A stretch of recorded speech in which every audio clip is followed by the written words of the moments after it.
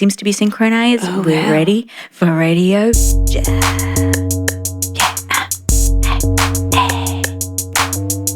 Comme les instructeurs à Dynamo. Ça y est, t'es pro maintenant. Perrine, elle m'a appelée pour faire un Dynamo dimanche. Je pouvais pas. J'ai dit dimanche prochain, Perrine. Bonjour, chers auditeurs. Bonjour.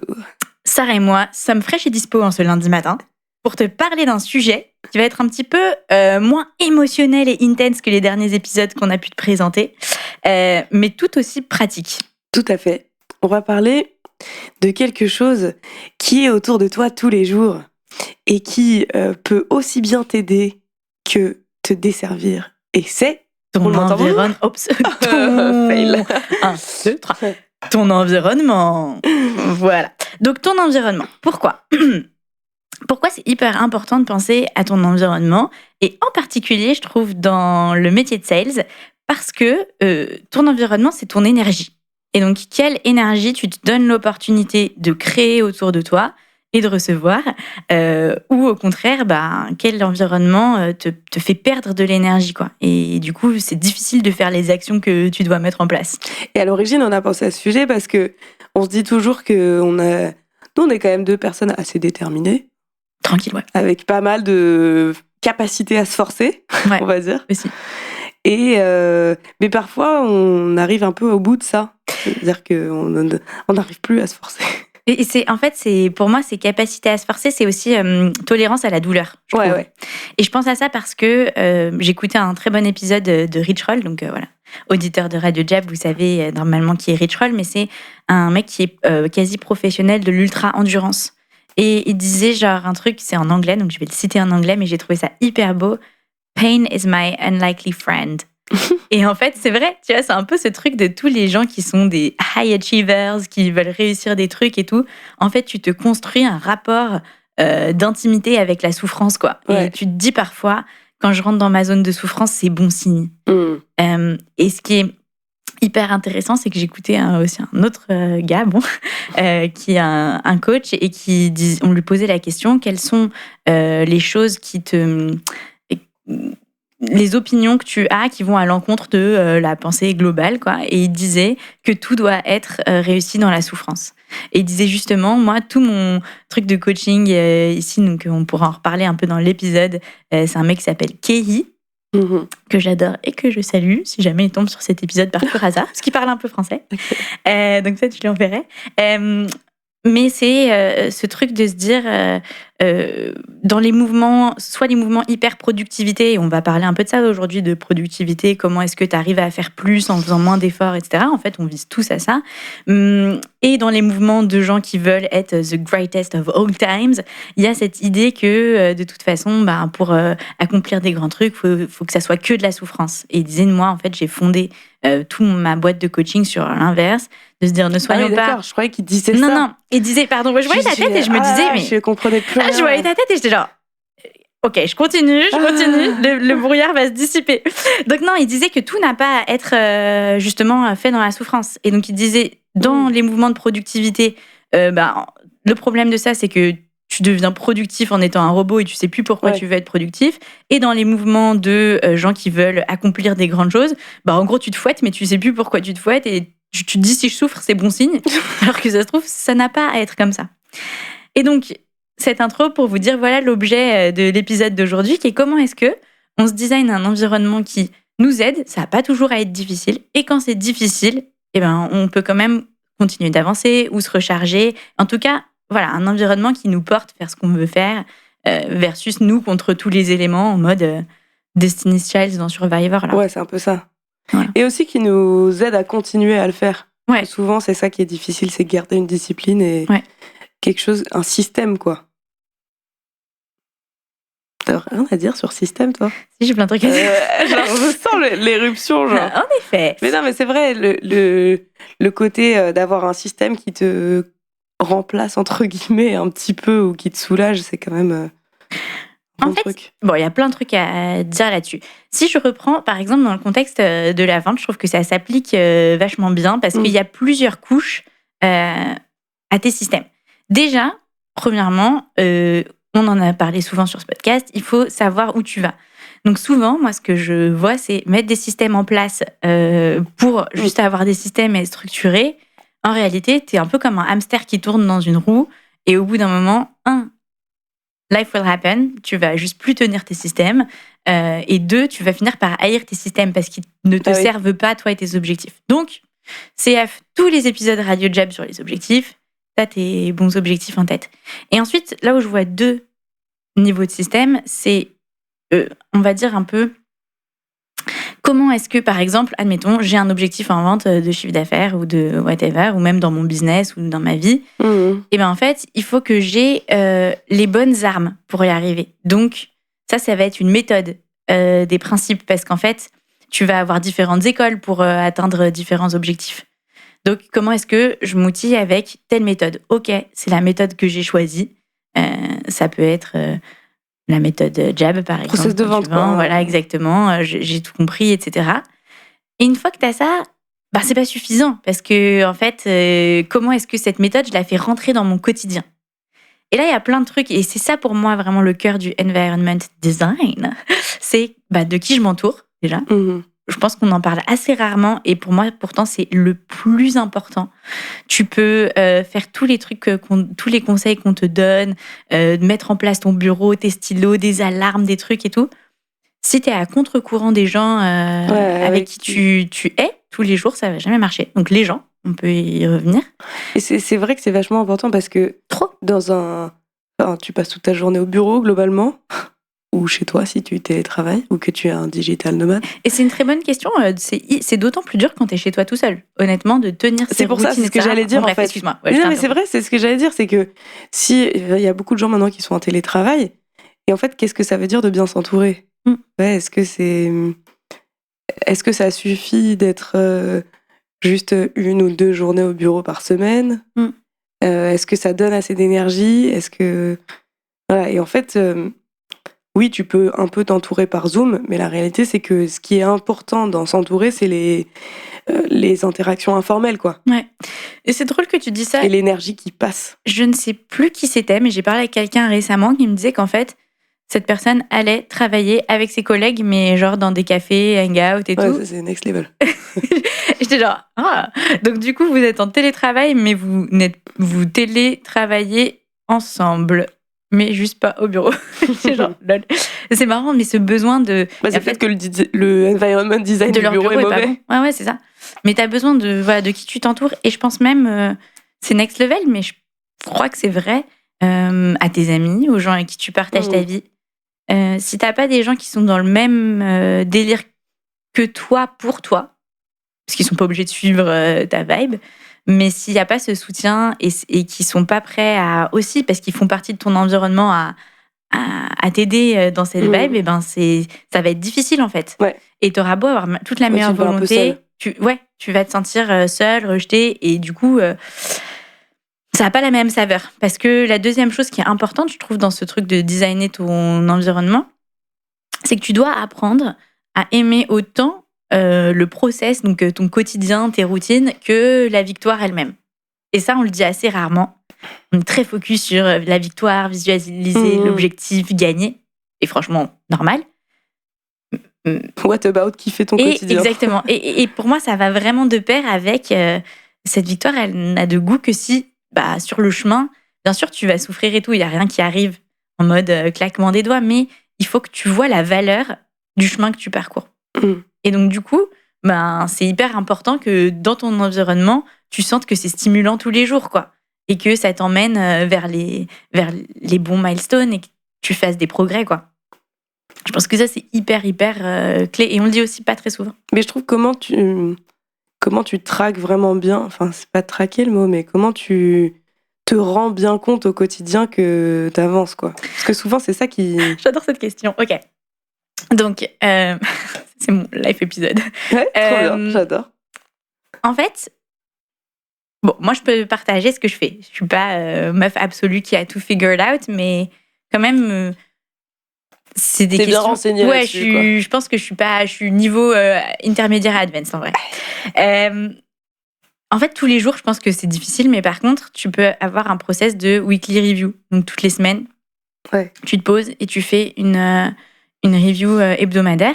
Et moi, dans celle que je fais, en fait, tu te mets 20 minutes. Donc déjà, tu timebox le truc pour pas que ça te prenne 3 heures. Parce que comme n'importe quelle chose qui arrive à une fréquence assez élevée dans ta vie, tu le fais plus. Si ça te prend 3 heures, genre moi, les week reviews de 3 heures, en fait, c'est mes reviews de l'année. Et je les fais à la fin de l'année. Donc, c'est des rituels.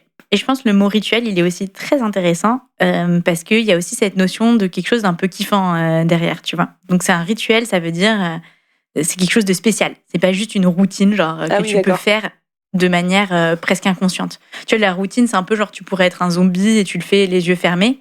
Pour moi, le rituel, il y a une intentionnalité derrière. Et je rajoute un petit truc kiffant.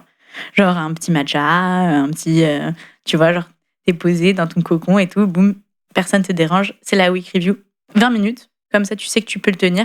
Et honnêtement, toutes les semaines, j'arrive pas forcément au bout de toutes les questions du truc, mais au moins je me suis posée et j'ai pris un peu le temps de faire le bilan et de faire émerger les trucs importants. Oups, j'ai perdu mon casque, excusez-moi. Voilà. Et donc, il y a quelques questions que je trouve assez intéressantes de regarder toutes les semaines pour voir si tu es bien on track ou off track. Donc, est-ce que tu es dedans ou pas? Il y a des questions que moi, une question que je fais tout le temps, c'est est-ce que j'ai vécu ma semaine en cohérence avec mes valeurs?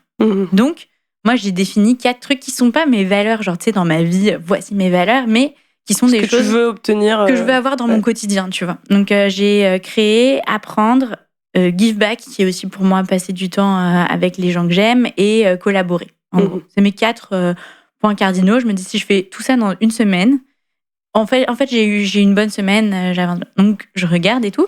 Et parfois, tu vois aussi que, et c'est normal, il y a des mois où tu es full dans une des verticales et 0 dans l'autre, et tu te dis, ok, le mois prochain, peut-être je vais passer plus de temps à créer, etc., etc. Donc, il y a ça. Et ensuite, il y a ce fameux concept, on en a déjà parlé, c'est les choses à 10K, donc 10 000 €, et les choses à 10 euros. 10 balles. Ouais, 10 balles. Et donc là, tu regardes un peu ta semaine et tu te dis, globalement, est-ce que ma semaine, c'était une semaine à 10K ou à 10 balles? Est-ce que c'est une semaine où j'ai senti que j'ai vraiment progressé? Je dis ça peut être des trucs de travail, mais pas que. Tu vois, ça peut être des super bonnes conversations. Ça peut être comprendre des choses. Exactement. Et donc, ça rejoint un peu mes 4 verticales pour moi que j'ai dites avant. C'est-à-dire, tu vois, parfois dans Give Back ou dans connexion avec quelqu'un, en fait, j'ai vraiment eu une interaction trop stylée, un déj vraiment incroyable et tout. Je me dis, ça, en fait, ça a fait ma semaine. Ouais. Et dans les trucs qui sont importants pour moi dans ma vie, ça marche. Et donc, je me dis, ok. Et ensuite, je regarde un petit peu vers le futur. Je reprends toujours cette matrice 10K 10 balles et je me dis, ok, si j'avais que 2 heures la semaine prochaine, qu'est-ce que je ferais? Et je regarde 2 heures pour travailler, 2 heures job, 2 heures pour mes proches, par exemple, ou des trucs comme ça. Donc, en général, je fais 2 heures de taf et après, j'ai eu pas le temps de faire les autres trucs. Mais, et en fait, je fais ça toutes les semaines, quasi. Quand j'oublie, franchement, je me mords les doigts. Parfois, je le fais le mardi parce que je l'ai pas fait le vendredi. Ouais. Mais j'essaye de le faire régulièrement. Tu fais le vendredi? Ouais, je le fais le vendredi. Hier, je l'ai fait dimanche parce qu'il y avait un webinaire. Donc, ça revient sur le premier point dont on parlait de bien s'entourer. Et pour moi, ça a été vraiment cool parce que en ce moment, mon amoureux, il travaille beaucoup. Donc, je le vois pas beaucoup. Et normalement, on prend un temps pour le faire ensemble et tout. Il était pas là. Plus dur tout seul. Sauf que le gars qui a inventé ce framework de Week Review proposait justement pour cette raison-là de faire un webinaire et de le faire ensemble. Trop bien. Et c'était ouf, et on l'a vraiment fait ensemble. Et donc lui, il mettait le petit timer. Après, on écrivait nos trucs, il posait les questions, il donnait un peu plus on échangeait. Je voyais d'autres gens qui faisaient leur week review, donc c'était aussi assez intéressant. Et en fait, je me suis sortie de ce truc en me disant, génial, encore mieux que d'habitude.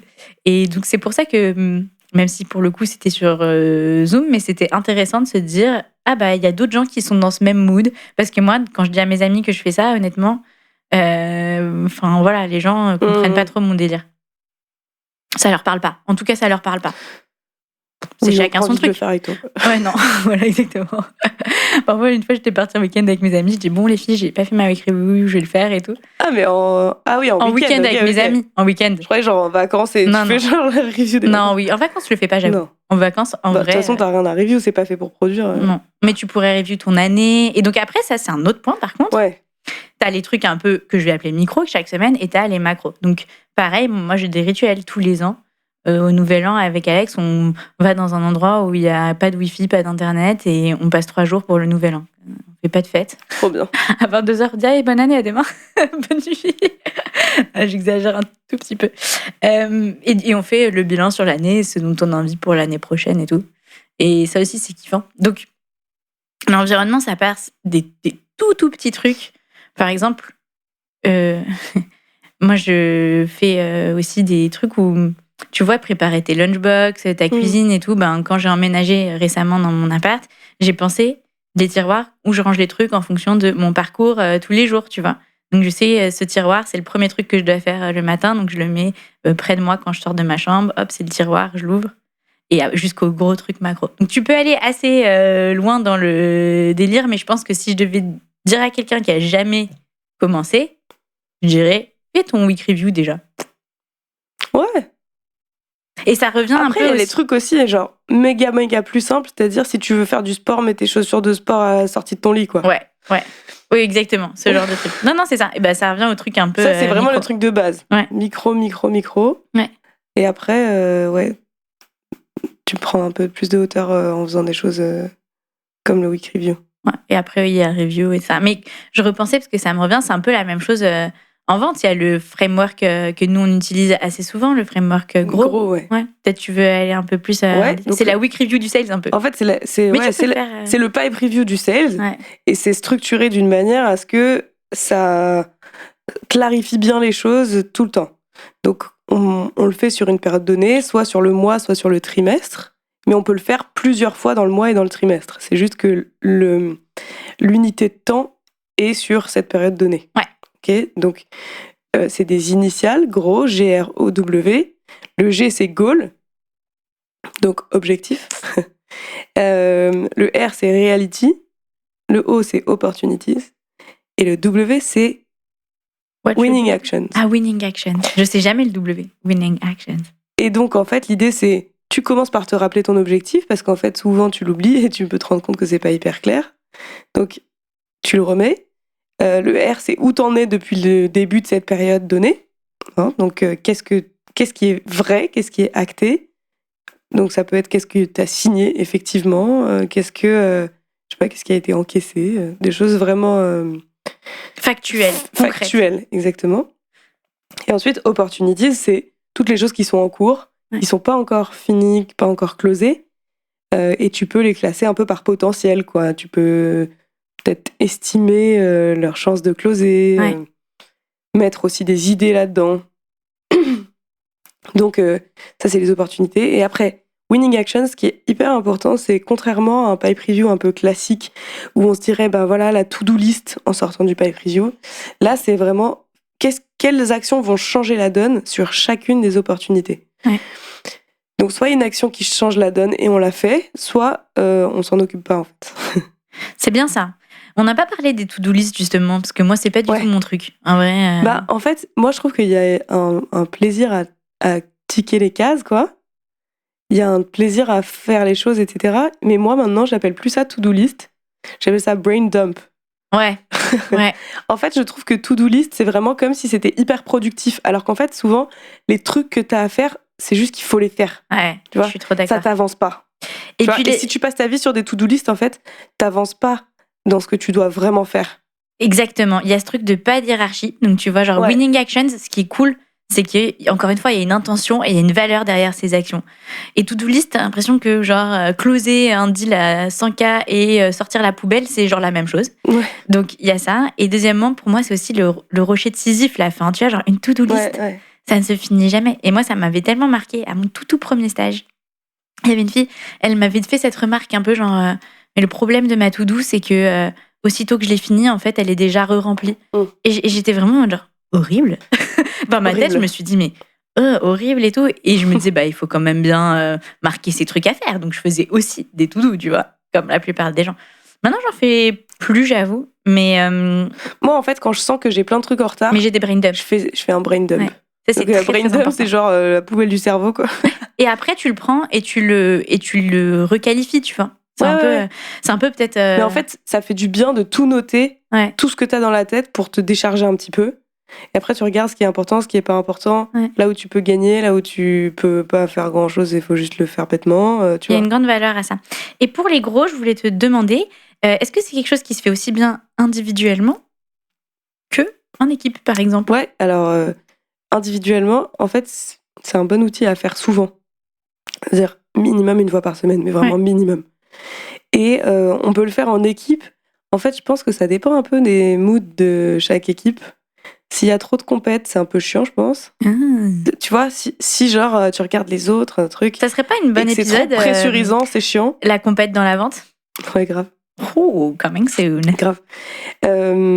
Mais s'il y a un bon esprit d'équipe avec une compète qui est saine, ça marche bien, je pense. Une émulation, en fait, quoi. Je pense que c'est surtout, ça va dépendre du leader, quoi. Ouais. De qui anime le gros. Et ce qui est Très bien, bonne surtout, remarque. c'est de trouver des winning actions en collectif. Parce que souvent, justement, tu les trouves pas, tes winning actions, et tu as besoin de quelqu'un qui t'aide à sortir un peu de ta zone de confort, parce que tout seul, tu l'aurais peut-être pas fait, ou tu vois. Ouais, où tu te rends compte que moi je connais telle personne, ou alors j'ai déjà testé ce truc dans ta situation, Ouais, bam mais bam. quand tu penses, souvent, des winning actions, c'est des trucs qui sont assez simples, c'est juste que tu n'oses pas les faire. Tu vois, genre, par exemple, tu dois closer ce deal, machin, t'as jamais parlé avec le décideur, bon bah déjà, fais ça. Accountability. Ouais. Dernier truc auquel on n'a pas pensé, et quand même, moi je voudrais le dire parce que c'est notre métier. Un bon design d'environnement, c'est dur à faire tout seul, je pense. C'est bien de se faire coacher. Et je pense à ça, bien sûr, il y a les life coach, etc. Mais aussi, nous, ce qu'on voit dans la vente, souvent les gens qui viennent nous voir et tout, ils savent un peu tout ce qu'il faudrait faire. Tu vois, même s'ils n'ont pas la méthode jab, globalement, tu vois, parler avec le décideur, c'est ça qui m'y fait penser. Ben oui, ils se doutent que c'est mieux, mais Ouais, ils se doutent que c'est mieux, mais c'est il pas faut pour autant qu'ils quelqu'un le pour font. aider à le faire. Et je pense que d'avoir un coach dans ton environnement, moi je le vois avec mon point de vue un peu mi-extérieur, parce que je coach pas directement, en même temps quand même à fond de jab. La valeur, elle est bien sûr dans la méthode, mais elle est dans ces interactions où tu crois que tu peux pas le faire. Et en fait, d'avoir quelqu'un à côté qui dit, si tu peux le faire, je vais te mettre un coup de pied, tu vas être dans la situation, mais t'inquiète, je vais être à côté. Ouais, ou qui te fait voir aussi un angle différent et d'un coup ça se débrume. Ouais. En fait, c'est ça aussi le coaching, c'est pas juste un babysitter qui te fout un coup de pied au cul, tu vois. Ouais. C'est ouvrir des portes que t'as pas explorées, mais que ce soit toi qui les ouvres, quoi. Tu vois. C'est genre t'accompagner pour ouvrir des portes que t'as pas encore ouvertes. Ouais. Et je pense que ça me fait penser au Big Jab de la semaine dernière, où on a un coach qui était en train de coacher un gars qui était terrorisé d'appeler. Et en fait, le coach prend le tel et genre commence à faire croire que c'est lui. Et donc, il fait croire que c'est notre client, il prend le rendez-vous et tout. Et du coup, le client doit terminer le call, il reprend le téléphone. Et au début, il était là, mais il va voir que j'ai changé de voix et tout. Enfin, il était en panique. En fait, la personne de notre côté n'a pas du tout capté. Et du coup, le gars était en fire tout l'après-midi. Après, il pouvait plus décrocher son téléphone. Il était en mode j'adore. Il appelle et ça marche. Il et je pouvait plus prends des raccrocher son rendez-vous. téléphone. Ah oui, il faisait que de décrocher son téléphone. Pardon, oui, je me suis mal exprimée. Il était juste accroché à son tel tout le mardi, quoi. Alors qu'au début, il était tétanisé. Il a dû passer 1 heure à regarder son tel, sa liste, sa liste. Et en fait. Ça l'a débloqué. Ça lui a fait un vrai déblocage, ce coaching éclair. Mais voilà, je trouve que savoir s'entourer, c'est très important. Et nous, on le voit tous les mardis. C'est dans quel environnement tu as besoin d'être pour performer dans ce que tu veux entreprendre. Et particulièrement pour la vente, c'est pour ça qu'on met beaucoup d'énergie à réfléchir bien nos bureaux, à réfléchir les formats, à former les coachs. Enfin, je pense que là-dessus, tu peux en dire plus que moi, mais on ne se rend pas toujours compte que tout ça, c'est au service, bien sûr, d'une méthode et tout, mais aussi de créer cette énergie et cet environnement. Et on a parfois des clients qui viennent le mardi juste pour ça. Et ça a une valeur en soi. Depuis plusieurs années, quoi. Ouais. Donc, ne pas sous-estimer la valeur d'être dans l'environnement qui te porte. Voilà. Great. Is that it? That's it. J'ai beaucoup parlé aujourd'hui. Hein. Ouais, mais c'était ton épisode, là. J'avoue. Non, les épisodes un peu productivity style, it's a little bit ma passion. On se dit à la semaine prochaine. Si t'as des questions, cher auditeur, n'hésite pas à appeler Steph. Donc tu peux faire ça. Cher auditeur, également, si tu kiffes les épisodes Radio Jab, eh bien, tu cliques sur le petit bouton partager de n'importe où tu écoutes cet épisode et tu le partages à un de tes amis qui pourrait bénéficier de notre épisode. Ça nous aiderait grave. Merci beaucoup. Ciao. Ciao.